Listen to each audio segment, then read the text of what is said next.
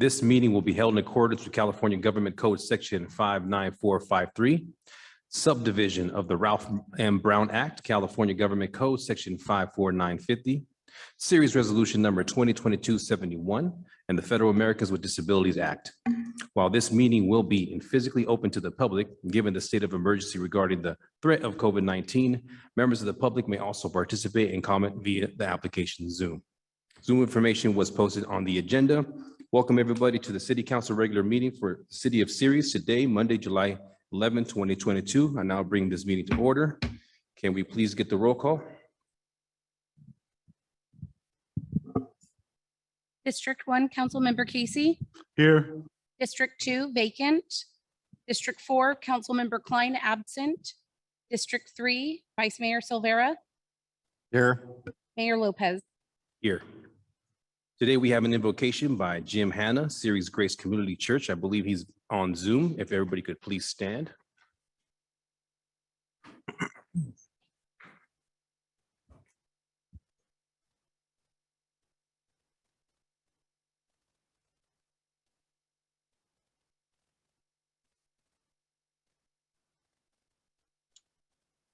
That you've given us. Thank you for all those who have given their lives to provide the freedom we have. Thank you for our city. Thank you that we have the privilege of living in the city of Ceres. And tonight we want to just pray, Lord, for our law enforcement officials, our firefighters, our first responders. God, I pray that you keep them safe, protect them, watch over them. I pray for our mayor and our city council members, God, that you would just help them watch over their families, keep them healthy.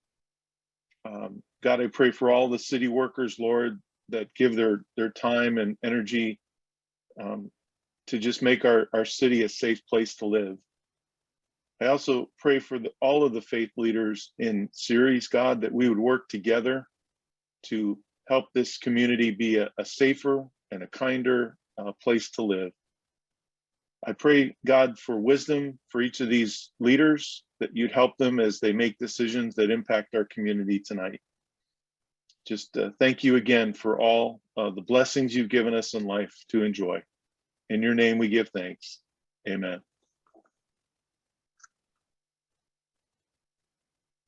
Allegiance, flag, United States, to the republic, nation, God.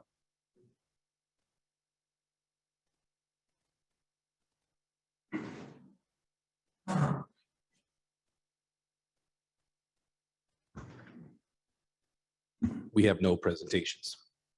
Citizens communication. While the City Council welcomes and encourages participation in City Council meetings, adopted rules allow no more than 5 minutes. Resolution number 2007-106 for expression of non-agenda items, matters under the jurisdiction of the City Council and not on posted agenda may be addressed by the general public. However, California law prohibits the City Council from taking any action on any matters which is not on the posted agenda unless it is determined to be an emergency by the City Council. Citizens are entitled to address the City Council on any agenda items subject to the 5-minute provision. Anyone wishing to address the City Council must adhere to the rules of decorum. The rules of decorum are posted outside of the City Chambers doors. We'll go ahead and begin with in-person comments. We have 3 yellow cards today. We'll go ahead and start off with, there is a general citizen comment by Mr. John Osgood. And I also notice your item number 12. We'll go ahead and do number 12 when the time comes. Welcome. Perfect. Good evening. First of all, Murrow Village is a lot quieter with the fireworks, so whatever the chief and his staff have done, I'd like to thank them. Make one suggestion that we don't ease off on that. Murrow Village has a real problem with that fireworks, and I think they're just waiting for the tide to turn and they'll start doing it again. But after the 4th of July, my neighborhood has been quiet, so thank you. On the other issue that's on the yellow card, as I drive around town on garbage days, I notice that every 2 weeks we're doing the recycle. We put that blue can out. With the way people are purchasing items, more and more items are coming through Amazon or other delivery services, and these cardboard containers are filling that. I'm sure other recyclables that we are intending to remove from the waste stream are being put into the regular trash can.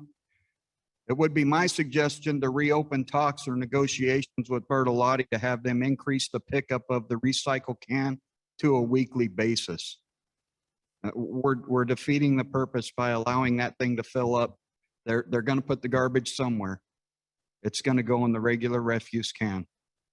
So I think we've had about 6 months doing this. Maybe it's a wise idea to talk to them and say, hey, we need a more recycle pickup. I see it every day. If I see it, others see it as well. Thank you. Thank you very much. Rosalinda Vieira.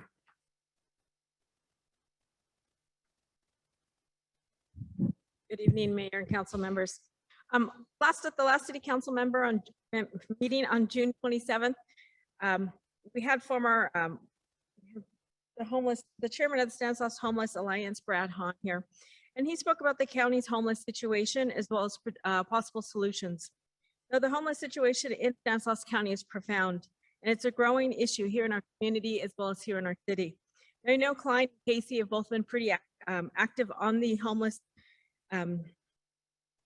committees, and I'm hoping that we continue to kind of work on a comprehensive solution to provide service and address the needs of the local homeless citizens, especially in our community, and make sure that they have the available resources needed. Now, the homeless point in time count that was usually conducted every year in January was actually done in February on a night in which it was freezing. Many of them had found shelter in other places and were not easily accessible by those volunteers. Although the count was still there were still over 1,800 homeless people visible on the streets. And as you know, as the weather is warming up now, there's a lot more than 15 homeless here in Ceres. We see them just walking through Dollar Tree on Hatch Road. We can easily count over 15 just in that situation. The volunteer counters, we're talking to them. We do know that they are very visible here on our sidewalks, street benches, and on our local parks. Many of the reasons why they're homeless is losing their jobs, drug addiction, alcohol, illness, physical abuse, or domestic violence. And those that spoke to the volunteers, 67% admitted that they have serious mental illnesses, which could be treated, which we do have a center here at the former Memorial Hospital, which I know is now Stanislaus County. But 40% of them stated that they had substance disorders as well. When talking with the homeless disorder, we realized 44% of them lacked any form of transportation. So they had a hard time just getting to the places they needed to get the shelter, the resources they need to get off the streets. 25% of them lacked identification, and 23% of them had no idea where to go or how to get help. This is a huge issue and something that we should look at because they are citizens just like I am and you are. Looking at this, Mr. Hahn made several suggestions, such as providing mental health access or access to substance abuse treatment centers, increasing and coordinating available resources within the county and locally. And I know we have our county supervisor here, so it's a great time to kind of hint, Mr. Condit. Ceres, I know, is looking at, should probably join different counties surrounding cities and help with nonprofit agencies and grant money. And hopefully with the Fighting Homeless Through Services and Housing Act, nonprofit support, CSOC, and other available money, we can hopefully offer at least wraparound services for these individuals, such as emergency housing, mental health services, job training, educational assistance, maybe even public transportation and access to a free ID card, which is available. These community resources and services should be local since many of them are lacking transportation.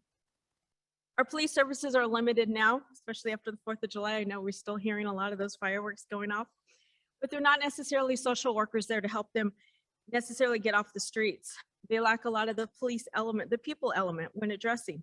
They should be addressing the crimes that we really have in Ceres, such as the burglaries, the murders, the street racing, the theft of our catalytic converters.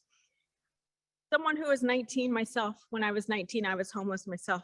I lived in a homeless hotel for 2 weeks, but through community resources, I was able to firsthand get the help that I needed, get me to my next paycheck and get down payment assistance. So I was able to get into a very small, when I mean small apartment, not necessarily on the greatest part of town, but I was able to get off the streets and I wasn't living in a homeless apartment. But through Pathways of the Community, we can better serve our community and offer them a pathway to self-sufficiency. So hopefully we consider the available resources and solutions that were made available to us and discussed last week through governance, outreach, and possible historic to help the historically underserved and low-income populations of Ceres. Thank you. Thank you very much. Next, we have Carol. Yes, please step up. Yes.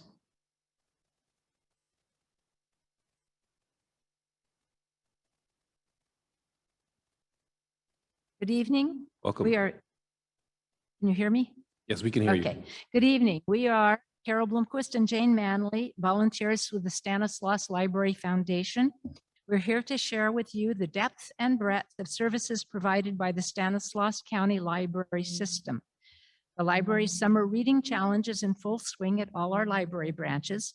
Here in Ceres, there are approximately 100 children and adults tracking their programs online, which is a 25% increase over last year. In addition, there are customers who are tracking their progress on hard copies, whose reading information will be input at the end of the challenge, and more people are signing up every day. Did you know that the libraries have programs for families of young children? These programs include story times for preschoolers, during which young children are introduced to the magic of books. The staff members who conduct these sessions are all trained in child literacy development, so they know exactly what little ones need, including songs, games, finger plays, and stories. Parents and caregivers can check out Read to Me kits that contain 4 to 6 books, a puppet or prop, a music CD, a bilingual finger play booklet, and a bilingual school readiness tip sheet. Kits are available in English and Spanish. Some of the themes are Amazing Me, dogs, bears, shapes, colors, and food. Another program is the 1000 Books Before Kindergarten. This free program is for infants, toddlers, and preschool-aged children, encouraging caregivers to read 1,000 books to their little ones before they start kindergarten, a goal experts say children need to help them to learn to read for themselves. So you might think that the library only focuses on children, but that's not true. In reality, our system provides for the full spectrum of lifelong learning for our entire community. From Patterson to Newman, to Turlock, Denair, Houston, Oakdale, Waterford, Mesto, and here in Ceres, all programs are available for everyone. For families with older children and teens, there are coding classes, general computer availability, and online resources. Some teens do their homework in the libraries.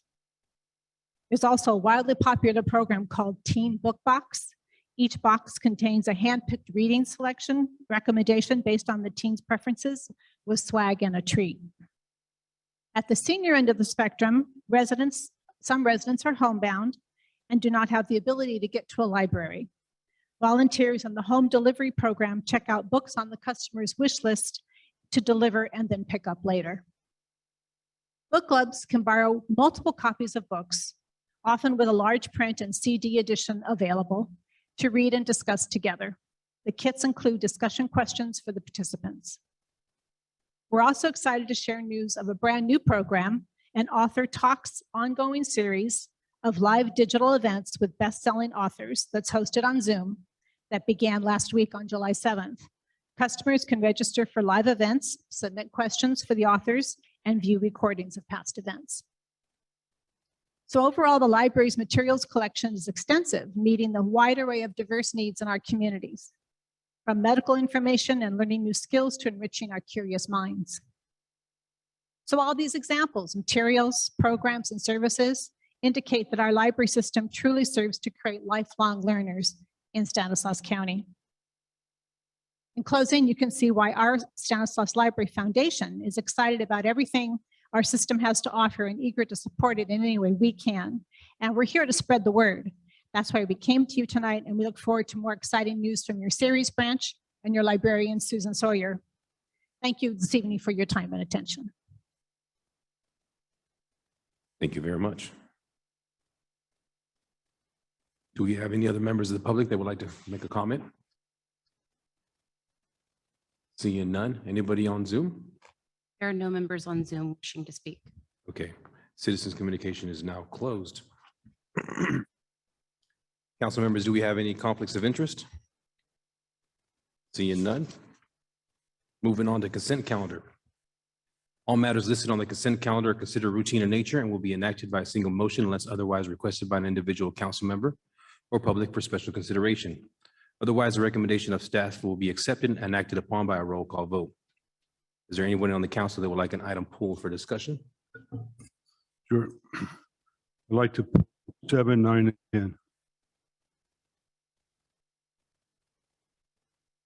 Any members of the public that would like an item pulled? 7, 9, and 10. Any members on Zoom? No hands raised? There are no hands raised on Zoom. Okay, we can get a motion, please. Move to approve 1 through 5 on the consent calendar. 1 through 6. 6, excuse me. Second. Roll call, please. Councilmember Casey, Yes. Vice Mayor Silvera, Yes. Mayor Lopez, Yes. passes 3-0. Item number 7, Mr. Casey.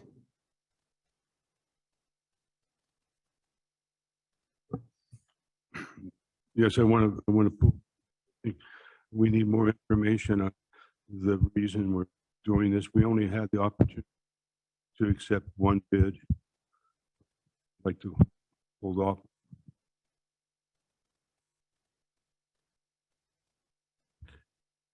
Is there any, Mayor, this is my, Mr. Casey, we reached out to 3 different vendors or contractors. We only received one bid. That's the reason why we're presenting with one bid.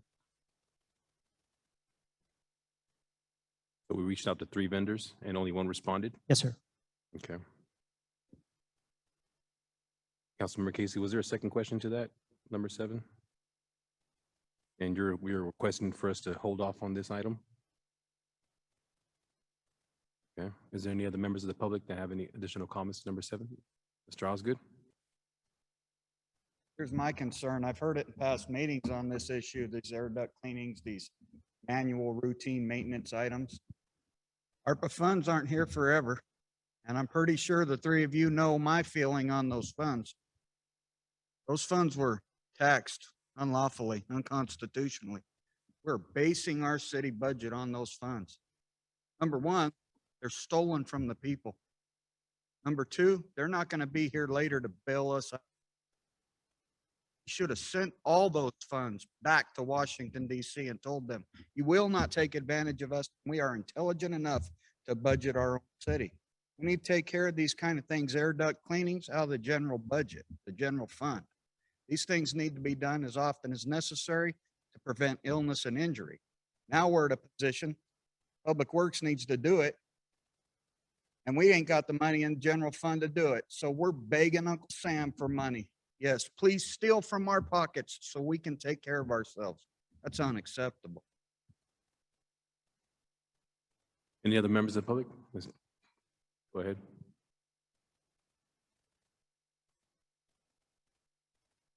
Good evening, council, Evening.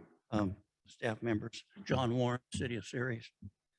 When I looked through the bids that were in the staff report, there would be like, the bid wasn't broken down. It was just a number, $80,000 or whatever for building X. And it said normal number of men, normal number of hours. There was no breakdown on how many people would actually be doing the work, how much they were paying these people per hour, what the cost were. It was just a number, $80,000 for City Hall, and no breakdown. That's not a bid. A bid itemizes everything that's going to be done, what work is going to be done, how it's going to be done, what they're paying their employees per hour, and in the end, you're going to know what their profit is. Are they making $90,000 profit? That's what a bid is. It's not just a sheet of paper saying we bid $50,000 to clean this building. There's no breakdown, and that would be my concern. When the city accepts bids, they should include all that information. Workman's comp problems, whatever the bidder, whatever it's going to cost him needs to be broken down.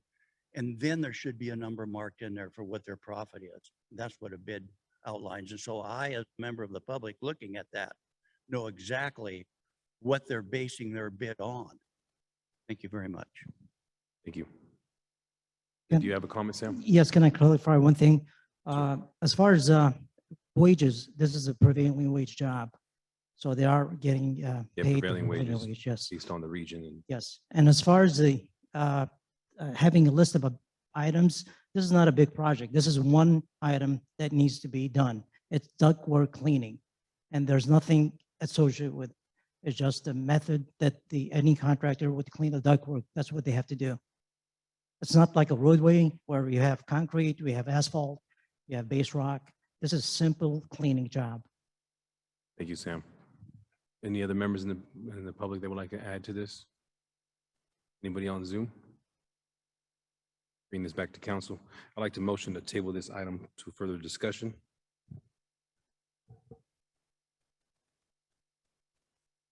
Second. Roll call. Councilmember Casey, Nay. Vice Mayor Silvera, Yes.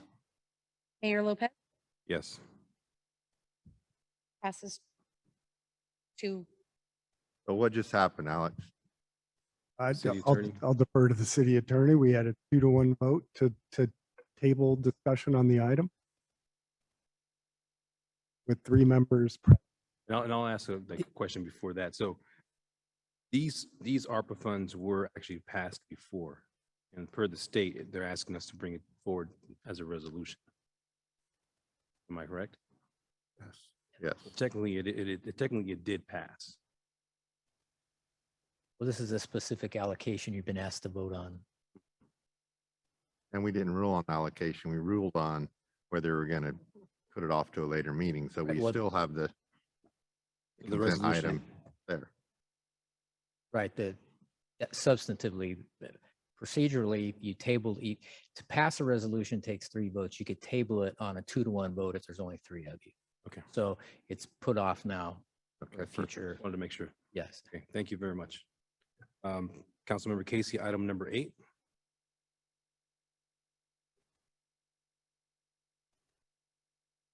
Oh, that was yours? I'm sorry, was that yours? Yours was actually 9 and 10, correct?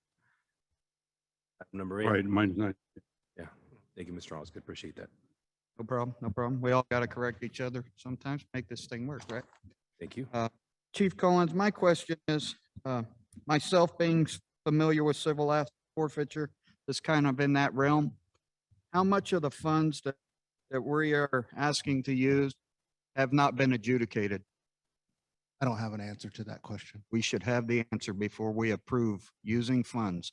There may be funds that have been stolen from someone or seized, and we may be prematurely spending those funds. If you're asking if we can use 100% of these funds that we've asked for, yes, we can. And I'm asking, have every penny been adjudicated? For this amount, Yes, sir. yes, they have been. Every case that those seized funds have came from is complete and it's through its process. Yes, we wouldn't have been allowed to request the funds if they weren't adjudicated. Okay, that was my question. If they've been adjudicated, then they've been through a court of law and a jury, and let's use them. Otherwise, I'm going to come at you next time with a similar question on this type of item because I want to make sure that we're not taking something from someone without due process. We're good. Hey, Mr. Osgood, just because I have some experience in assets forfeiture fund and spending the fund balance in that, nothing goes in there until it's completely been adjudicated like you're asking. So however much money's in there through the district attorney's office and the sheriff's office, that money isn't in that account for distribution to the community until it's been through all the process. So there's more money than what we're asking for in there. But yeah, no money gets into that account until it has. Okay, so any other members of the public have any other comments on item number 8? Any hands raised? no hands raised on Zoom. Bring it back to council. Motion? Make a motion. Great. Second. Roll call, please. Councilmember Casey, Yes. Vice Mayor Silvera, Yes. Mayor Lopez, Yes. passes 3-0. Item number 9, Casey, you pulled this item, but I was going to pull this item too, but go ahead. I spoke to our city manager, Alex, about this.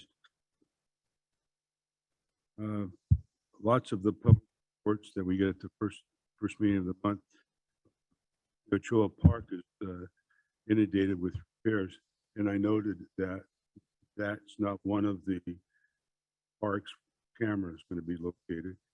And the other concern I had was these cameras are, I understand from what I read that they're warranted and they're rented and in 5 years be replaced. So that's the Ochoa Park probably the primary reason I would like staff to take it back and make certain that the cameras are located in the parks that really need it. I understood that that had already taken place, but again, the Ochoa Park seems to have a lot of vandalism, but it wasn't on it. That's the reason I pulled it. Okay, so I have a question. I think it's just a follow-up email that I emailed the chief, and it was about other parks. And I believe you had mentioned to me that there is going to be another request for additional ARPA funds because of the money that was allocated strictly for these parks. So I'll let Chief answer that question, see if that is the case. Yes, we plan to ask or present council with another proposal for use of ARPA funds for more cameras to include more parks that are deemed a priority and intersections. We weren't able to get that in this first half of the ARPA spending plan. So we'll come back the next time that's available and present something that includes parks, intersections, and so on. So it only covered what you guys had requested for the monies that we allocated, correct? From ARPA funds. Yes, this particular project was big. We had to scale it down for the amount of money that we thought we could get and thought we'd come back to the table at the second half of the ARPA spending plan. We're going to have to scale down our plan as original because the money is dwindling down, but we can definitely look into Ochoa Park, which from my understanding needs power and lighting out there for it to be very feasible for that to happen. But that's something that we can put on the list for the future ARPA fund request from the staff. Yes, Mayor. Just want to make sure, Casey, that we do put that on there for you. I think that's important. I know that Alex, I'm sorry, Casey, I know that Alex had an additional comment, but Mr. Casey, you wanted to add? I'm confused. We have more ARPA funds setting aside for this project?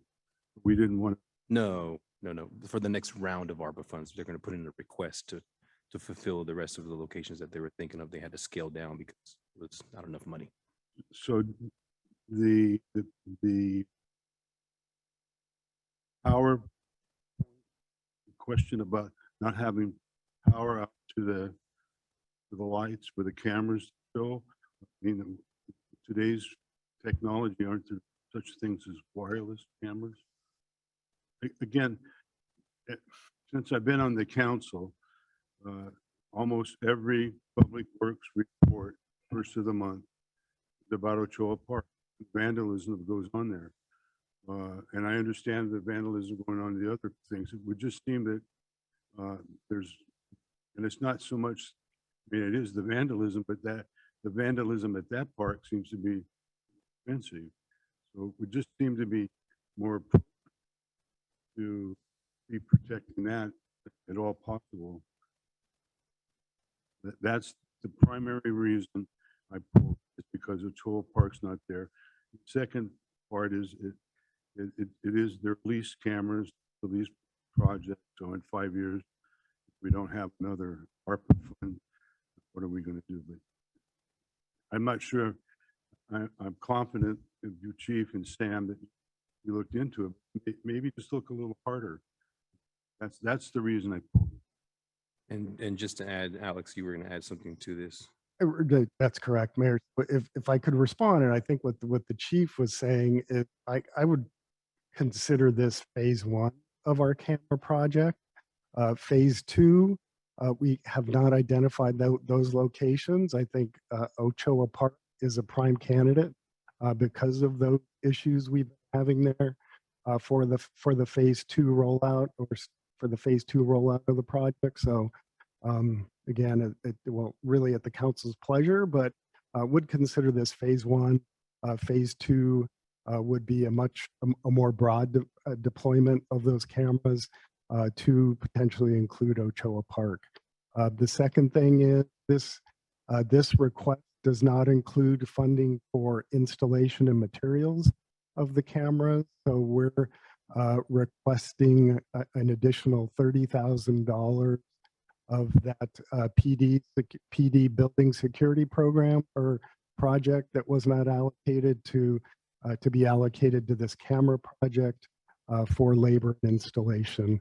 And we're proposing to do that labor and installation with city crews. So in addition to the 500,000 included in the staff report, we would be requesting an additional 30,000.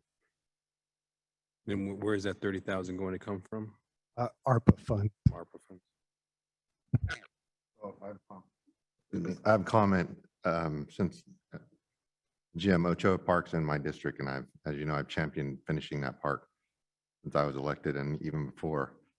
When we first started this whole ARPA spending process, we hadn't yet received those serious reports about continuing vandalism at Ochoa Park. That really happened about a month or two after we'd already basically decided how we were going to spend this first round of ARPA money. Not too long after that, we started seeing these, what you're talking about, more and more reports of vandalism. So I believe we're, like Alex said, we are looking at very soon deciding what we're going to do with the next round of ARPA funds. And that phase two would be included in that. If we would have known that Ochoa Park was having so much vandalism before we started this ARPA spending process, I would like to think we would have had it in there. But that happened. That was made, I don't know what I'm trying to say, but it brought it to our attention several meetings in a row after we had already decided to have that, how to spend that is what I'm saying. So I think it's important to move along with this first phase and, like Chief said, make Ochoa Park a priority in the next phase, which we're going to start very soon, deciding how to spend our second allotment of money through ARPA. So that's a long-winded answer to say, I think we need to support this and get this part of it moving and then go phase two with the next amount of funding. Thank you. If I might, Mr. Mayor, we are also going to be initiating the design work for the completion of Ochoa Park. So really the time to integrate the deployment of those cameras and kind of plan where they're going to be with the infrastructure that goes along with it is during design. So I would just add that to the conversation. Thank you. Casey, any additional comments? Okay, can we get a motion for item number 9? Oh, I'm sorry, my apologies, guys. Let's bring it back to the public. Yes, you're the man. Come on up. Trying to move the meeting along, and you can overlook allowing the public to speak on a matter. I looked at the staff reports. What jumped out to me on this resolution is that we're not purchasing. We've talked about this before. We're going to purchase. When I purchase something, I go in the store and I buy it and I bring it home and I have it forever. When I read the staff report, it jumped out to me. We're leasing these cameras. 5 years from now, we have nothing. Unless there's some more money or something else happens. But if we purchase them today, as this staff report has always indicated that we're going to do, we're going to buy them. They're ours forever. And our people will learn to operate them. We have an IT staff here. We have policemen that are capable of understanding how to operate these things. Why are we leasing them from a company and 5 years we don't have anything? This was never presented to the public. It's just that we were going to purchase them. When you purchase something, you own it forever. I understand purchasing a lease, but no one ever mentioned that we were going to lease these items and they wouldn't be ours. And we also have to lease the program that operates them and the people that operate them. That's what we're paying for. We have our own folks here. We have our own people. Ochoa Park does not have any electricity out there now. There's no lights or anything. Is that the question? I'm not sure if there is electricity out there. Does the park have electricity?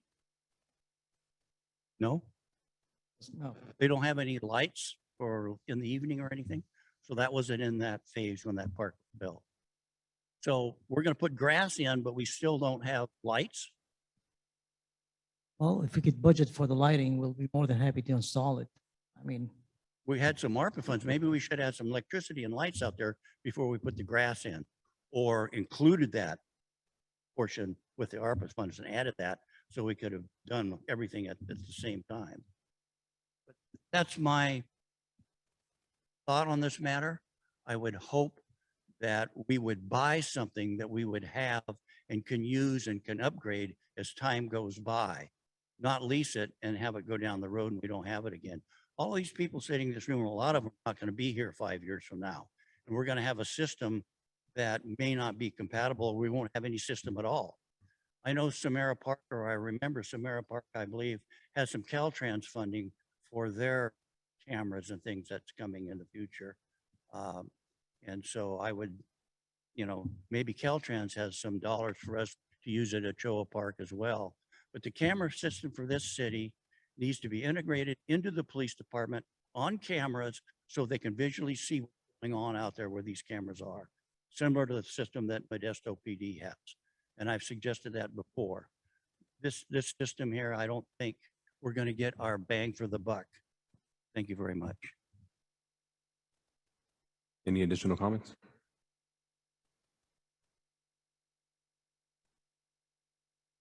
Dave Pratt, series.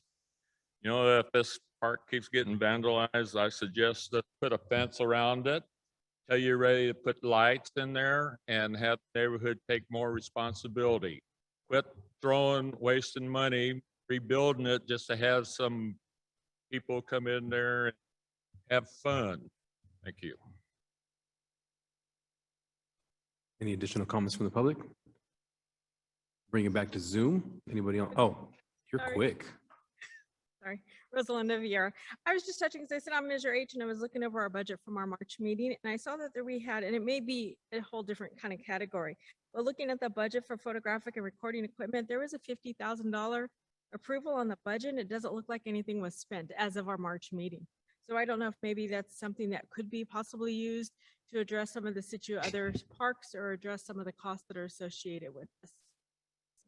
Thank you, Rosa. Those monies were spent. Money was spent, Rosa. It was a good try, though. Thank you. Okay, is there anybody on Zoom? No members on Zoom. Okay. I'll just add one comment. The leasing, in my personal opinion, is if there is an upgrade within the next couple of years, the leasing allows you to do that upgrade, because in 5 years, if those cameras are obsolete, we'd have to repurchase cameras anyways. And if it's my understanding, I could be wrong. Chief, are we going to monitor those cameras, or are we actually paying a service for an outside monitoring company for those cameras? The company monitors the inner workings of it to make sure that the system is performing like it should. As far as the footage, we monitor that in-house. So they'll be offering us tech support if there's any issues. Yes, that's what we're paying for. Support, maintenance, it all happens virtually. I'm not an IT guy, but they handle that. Oh, yeah, for sure. Thank you, Chief. I appreciate it. One more comment on that, and I talked to Captain Crane extensively about this. I had some questions, and that's his project. First of all, it's costing the city a lot less money to lease them. As the mayor said, technology changes like every day.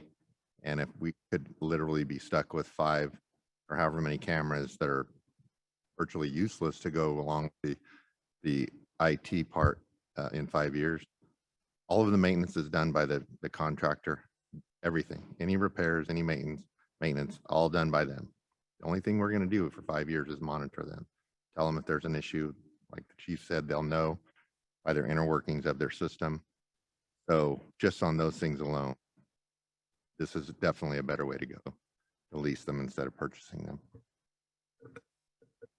Okay, if I don't see any additional comments, I'll bring this back to council for motion on item number 9. Move to approve resolution 2022-84. Second, roll call, please. Councilmember Casey, No, Vice Mayor Silvera, Yes. Mayor Lopez. I don't feel comfortable voting today. Can we table this?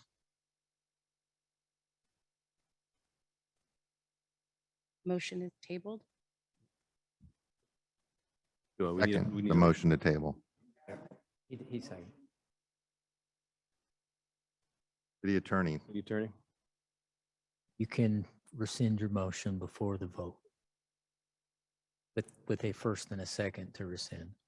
knowing that it's probably going to be tabled, I'll rescind my motion. Second. Roll call. Councilmember Casey, yes, Vice Mayor Silvera, Yes. Mayor Lopez. Yes. We need a motion to table this item. I will motion to table item number 9. Can I get a second? Second, Roll call, please. Councilmember Casey, yes, Vice Mayor Silvera, yes. Mayor Lopez. Yes. Motion tabled. Item number 10, Councilmember Casey. I would like Chief Weiss to explain to the general public, thinking there's no doubt that this $78,000 is being spent on the important device to fill up the air tanks for our firefighters. And it's really the device at our station. I didn't want anyone to think that any of this was going straight to Modesto, because under the proposition or agreement, our city is obligated to maintain the equipment, the building, and the city of Modesto is obligated to provide qualified firefighters. And I just wanted the people to have the clear understanding that that's where this money is going. Sure, Councilman Casey. This compressor was purchased in 1999 at Station 15, also called Station 1, right across the street. Its service life is really expended. It's constantly broke down. It's getting harder and harder to get parts. And it was actually approved in the fiscal year 22-23 budget. We would like to keep it the same by using the Brower compressors. That's what we have out at our training center, or Station 3 as it's commonly referred to, and throughout the other Modesto fire stations, Oakdale fire stations, Stanislaus Consolidated, we all use the same Bauer compressor. So for those reasons, we'd like to just stay with this compressor and utilize this compressor. If there's any questions, I could answer those now. No questions from me. Any questions from the public? Chief, how many, you mentioned a few other stations that have that exact equipment. How many bottles do we average fill between Ceres, Modesto, Oakdale? What is the life expectancy of that machine? And are we in a position where we absolutely have to replace it? What I'm getting at is, could we transport bottles in one of these pickups to the training center and fill them? Save some money. You guys are trustees. We are the beneficiaries. We have a fiduciary responsibility to watch our funds. Do we absolutely need to spend the money? Yeah, absolutely. So for one of these compressors, you're looking at about 20-year life expectancy. This compressor is looking at, we're probably about 23 years. This was the only compressor that we had for many, many years for the 4 stations. Last year, we got the compressor out at the training center at Station 3, and this one's continuously being, it's broke down. It's broke down right now. Sometimes it takes up to a month to get the necessary parts. As far as number of bottles, it fluctuates depending on the number of fires that we have in the different areas.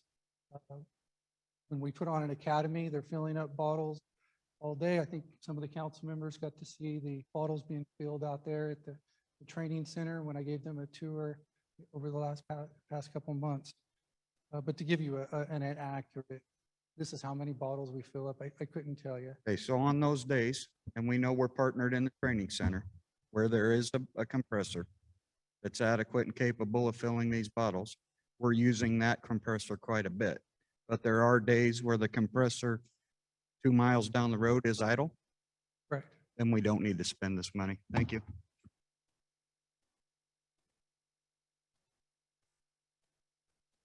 Any other comments from the public?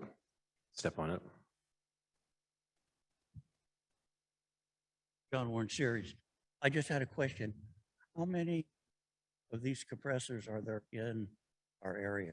Like out at number 3 and here across the street? How many compressors are there for us to use? We have 2. We're City of Ceres. Is there one over by the station by Rite Aid? No, no, just at the station across the street, which is Station 1, Series Station 1, and Series Station 3. Thank you very much. Any other members of the public? Seeing none.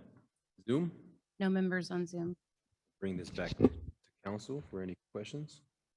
Move to approve resolution 2022-85. Second. Roll call. Councilmember Casey, Aye. Vice Mayor Silvera, Yes. Mayor Lopez, Yes. 3-0. There is no unfinished business, no public hearing, no new business. Discussion items. Item number 11, resolution number 2022-86, approving the master property tax revenue agreement with the county of Stanislaus and authorizing the city manager to execute the agreement. Thank you, Mayor. Christopher, do you have the slide deck you can queue up for me, please? And after the slide, we'll go back to the public for comments. Thank you, Christopher. So we'll just go on to the next slide. So the item before the council tonight is the master property tax revenue agreement. The property tax distribution process is a result of Prop 13 and AB 8. The existing agreement between the county and the city was executed in 1996 and amended with some clarifications in 2006. With the current agreement, the county retains 100% of the property tax base, which is the amount of tax revenue at the time a particular annexation occurred or was approved. The current agreement provides that any increase in that property tax revenue is split between the county and city 70-30. 70 to the county and 30% to cities, which includes the city of Ceres. With the proposed agreement, there was a subcommittee of city managers and the county CEO that negotiated the agreement before the council this evening. That work was occurring prior to my coming to Ceres. A lot of work, heavy lifting done by that subcommittee of managers and the county CEO. The Board of Supervisors approved this agreement at their June 14th meeting. And for the most part, this agreement is being considered by the cities in the county at council meetings that are being held for the most part this week by the respective cities. This agreement proposes to be effective with the 2022 assessment roll, meaning property tax values as of January 1, 2022. Next slide, please, Christopher.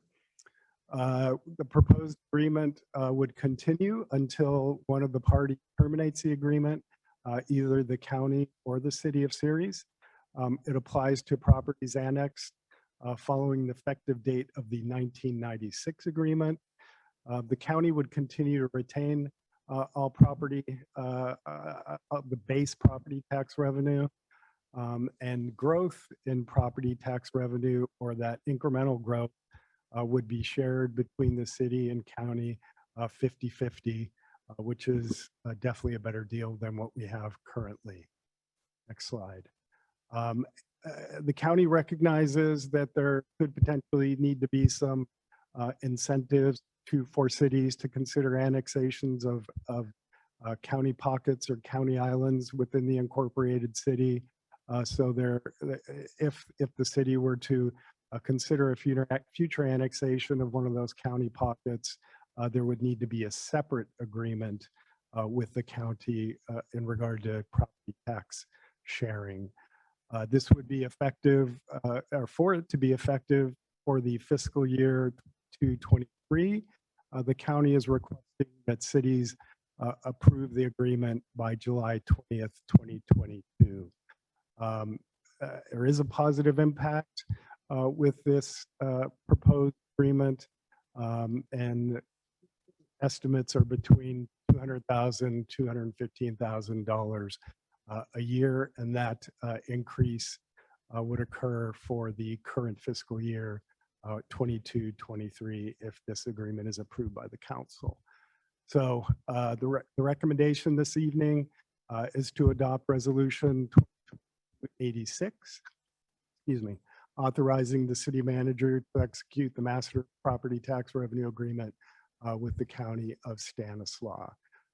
Available for questions, and I believe Finance Director Diaz is attending via Zoom and available for questions as well. Hopefully you're there, Letitia. Thank you. Before we move on to council questions, we'll take it back to the public. Does the public have any comments or questions?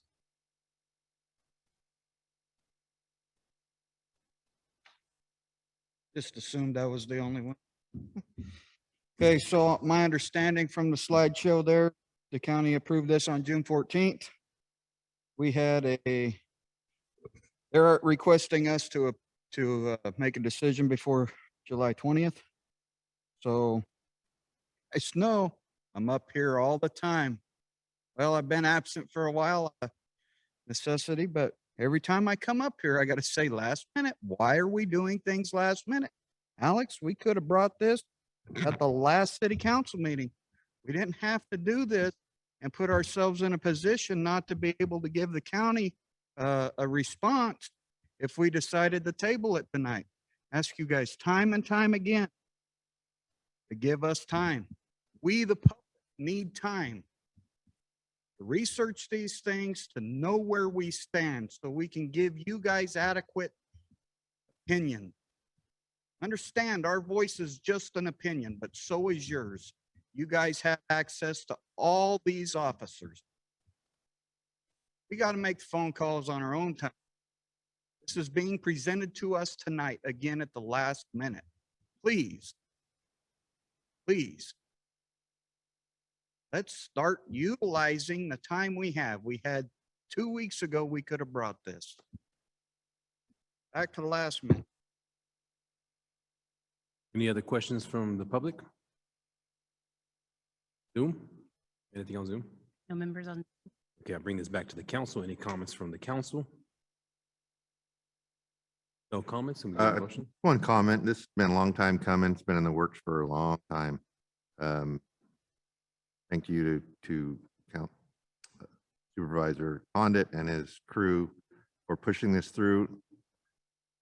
Everybody in the county hasn't been on board with this, but everybody that had a stake in the game got together in the room and decided what's best for our community.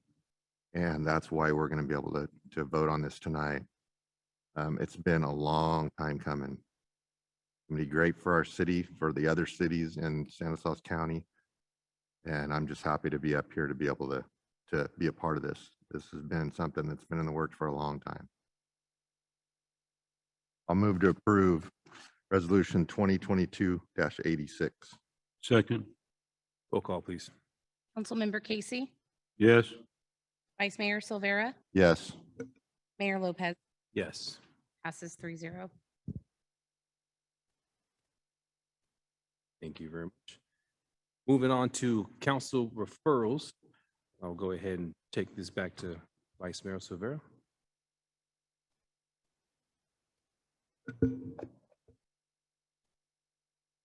So we talked about this several months ago, initial conversations. The more I go next door or across the street to City Hall, the more I realize our city staff are not working in conditions that they should be. So at some point in time, we have to look at making those conditions better. Very infant stages of this. Lot of design thoughts, process to go into it.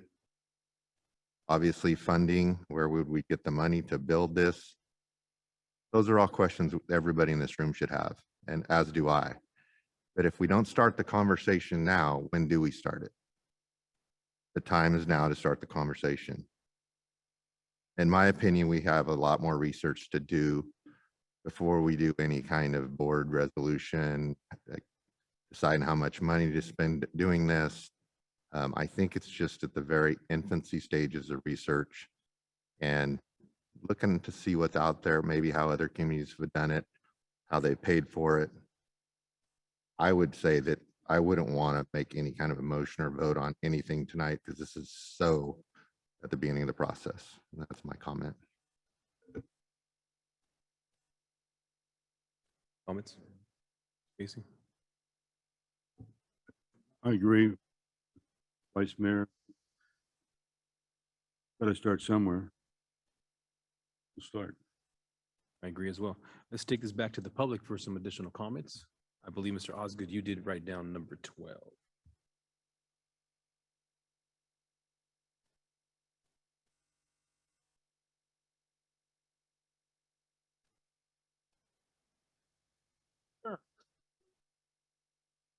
Dave Pratt of Series. You haven't even paid this building off. How much you still owe on this one? Before you think about building another building. Maybe any guesses? How much you still That's owe a on good this question. I don't building? think we have that information on hand. That's irrelevant to what I just talked about. Yes, it is. It is. You It's guys not have been relevant having to it. problems trying to pay the rent on this building, and you want to build another one. And so you're gonna find like Newsom. He's finding all this extra money somehow. I don't know how he brings that up. Got to think about finish paying this building off before you start thinking about building a new one. Mr. Osgood? We butt each other all day, Deputy. What conditions are our employees entitled to at the expense of my wallet? Is the roof falling in on them? Is that a general maintenance item we're not doing? Is the building crumbling? Looks nice when I drive by. I own a corporation. My employees are in a building very similar. I take a large amount of offense at your comment that you would even suggest that they be entitled to something greater than the people themselves can afford. We don't need a new building. If there's not enough office space, got a hole upstairs, put them upstairs. We don't need to address this. It's time to move on. Start saving some money. Stop putting yourselves in a higher position than we, the people. For months, I've been silent. We get messed with all the time as the public. I ask you guys to fix it. Change your attitudes. Act like you're one of us and stop rebutting me every time I say something. Sometimes you need to humble yourself like you tell everybody on email. Was that pointed towards me, Mr. Osgood? I said, were you talking about me on that? Okay. I think you have a good point. I'm sorry, I didn't hear you. I said, you got a good point about whether or not the conditions of that city hall are dwindling. And I think that staff could most definitely look into that. I think that's very important to look into, not to just obviously assume, correct? Oh, absolutely, 100%. Oh, go ahead. You can go ahead and go to the mic. We can talk, most definitely. It's 100% of the time I find myself coming before you and asking that we don't do things at the last minute. Right. We're We're in a just, we're position- talking about City Hall, right? Right, but we're in a position with air duct that we got to do it now. We only got one vote. Let's put it off another 2 weeks. What happens if an air duct is severely damaged in that city hall? That would And be an our emergency employees call. are in a position where they're breathing contaminants or something. I mean, we're waiting till the last minute. We're using our funds unwisely. We're searching for funds here, there, and everywhere. And then we want to build another building because someone thinks it's a deplorable condition to work in. My secretary works building very similar, built the very same time as that one, with similar carpet, similar blinds, similar facilities. It's a fine office. I would work out of it myself. Our city attorney has a nice office inside there he works out of. A lot of people work out of that building. If there's not enough space, we have a lot of rooms up here. We can make space, but we don't need to relocate our city governance area. Because, well, we want a new building, right? Would you not agree? Not 100%, but your concerns are important. Well, Yeah. ain't your money. So Any other comments? Oh, go ahead, sir.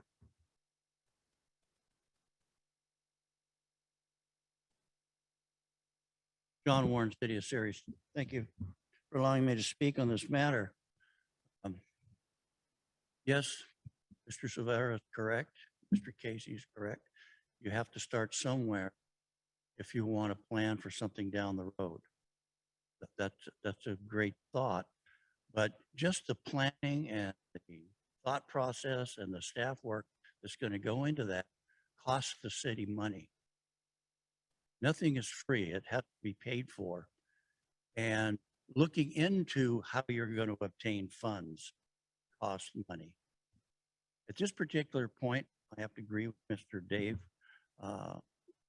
We need to pay the bills that we have existing before we start a new process. Yes, a new process does need to be started. I agree with that. And that building at some point in time is going to have to be replaced. Yes, it will. But we also have to look at the taxpayer base and where the funds are going to come from. And understanding that there's going to be loans involved, okay, to get something like that built. And then you'll be where we're at with the community center here. We'll have an outstanding balance for many, many years. All this needs to be thought about. I don't want to say, no, I'm not interested in a new city hall. I would like to see one there. Okay, but I don't think the taxpayers right now can afford to pay for that. And the thought process is nice. We don't even have a balanced budget. Next year, we're going to have ARPA funds again for balancing the budget. We need to be concerned with those pressing matters before I think we start a new process. So consider that, please. Thank you. Yeah, thank you. Those are reasonable comments. Most definitely. Any other members of the public? Anybody on Zoom? No members on Zoom. Okay, I bring this back to council. Vice Mayor, this is strictly information only request, correct? Absolutely. Just very, very, very beginning of the project, process and project. And at no time has anybody talked about how it would be funded here, there, or anywhere, or where the money would come from. So it sounds like people are making a lot of assumptions in their own mind. We're so far from even understanding that part of the process that there's no reason to even to talk about it anymore. We need to find out what the process is before we'll know what we can do and if we can do it. And that's where we are right now. So we're just going to continue to do some research, basic research. Maybe it's, calling the guy down the road and see how it worked for them. We don't have to pay for that.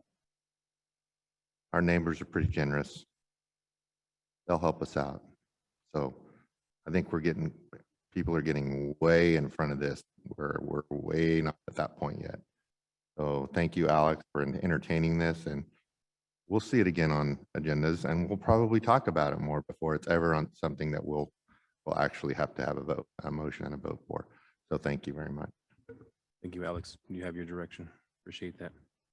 Okay, moving on to reports. I don't have a report, but I did want to comment about the job fair that I wanted to pass along to Christopher to give more information to the public about.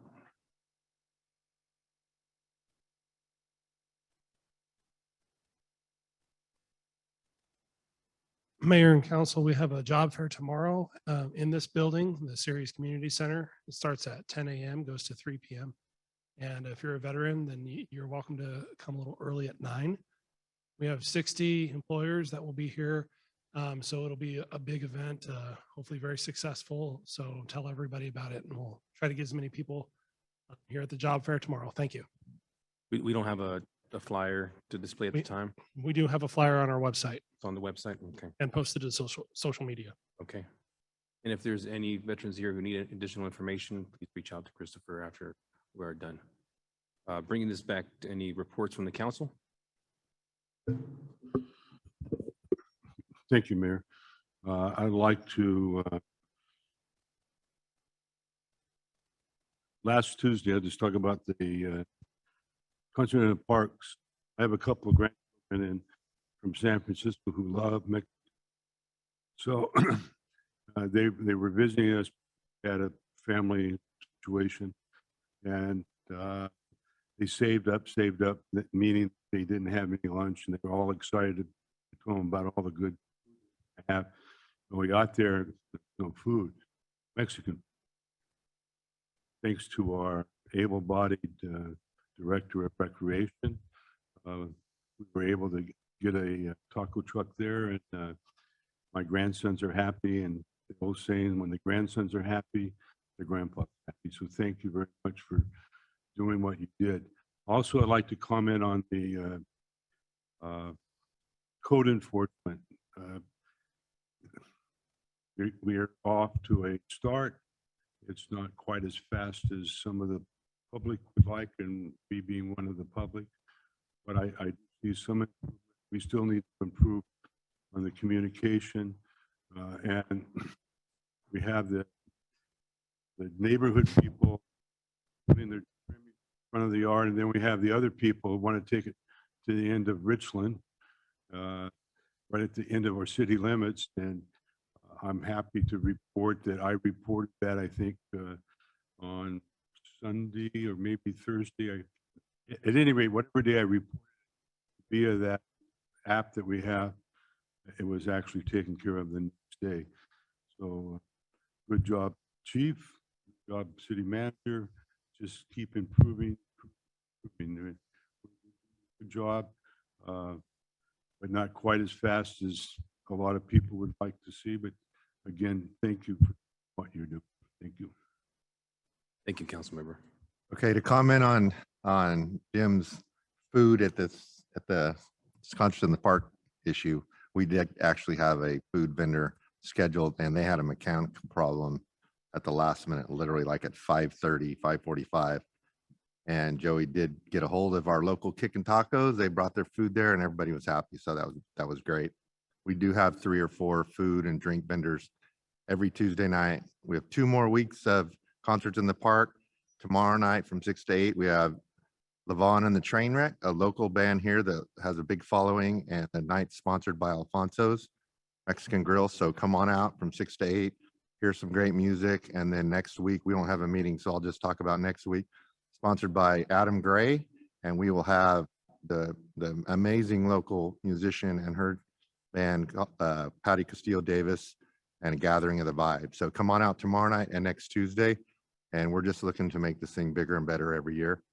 If you all know what happens on Thursday nights at Crusader Park in Modesto, I'd like to see something like that in the future here. It's just another great event for the city of Ceres to go along with Street Fair and Trunk or Treat and Christmas Tree Lane. We just keep the momentum that our new recreation director and supervisor have brought to this city is unbelievable.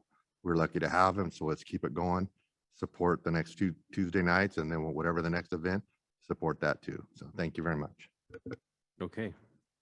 Alex, do you have any comments? Nothing tonight, Mayor. Anybody from the departments? Yes, Mayor, I just wanted to give a brief update on the fireworks campaign since 4th of July just ended.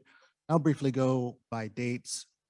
July 1st, we had 2 dispatch calls for service with no citations issued. July 2nd, we had 23 calls dispatched with 2 citations issued. On the 3rd, there were 31 calls dispatched with 4 citations issued. And on the 4th of July, we had 106 calls dispatched with 10 citations issued. Looks like 27 people used the NALM app, which is on the smartphone, and we had 198 calls on the 538 loud hotline. The numbers are down this year. I can't explain that, but the numbers were down this